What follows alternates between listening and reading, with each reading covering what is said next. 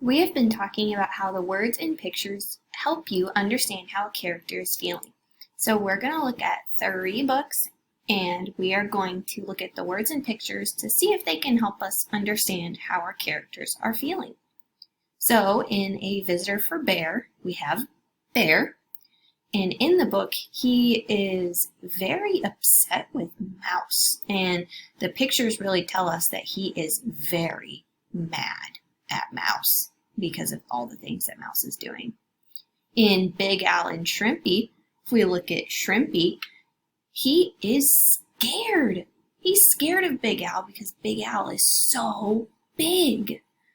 And in the book, Yo Yes, the boy in the green shirt is sad. So as you read today, look at the words and the pictures and see if they help you understand how your characters in the story are feeling.